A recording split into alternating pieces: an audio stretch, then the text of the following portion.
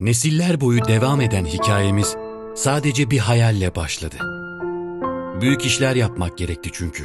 Büyük düşünmek gerekti. Başarmak için, üretmek için, memleket için, çocuklarımız için, gençlere örnek olmak ve sayamadığımız daha fazlaları için. Fikir önderimiz Vehbi Koç'un söylediği gibi, daima doğru olanı yapmaya gayret gösterdim.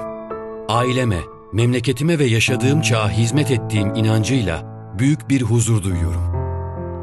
Gün geçtikçe biz de büyüyorduk, büyük düşünüyorduk. Kepenk açtığımız her yeni gün bize güzellikler getirdi. 40. yılımızda arkamıza dönüp baktığımızda her gün daha çok büyüyen bir heyecanla, bir hayalin nasıl bir başarı hikayesine döndüğünü gördük. Gelecek nesillere gururla bakacağımız bu başarı hikayemizle Koç ailesinin bir parçası olmaktan onur ve mutluluk duyuyoruz.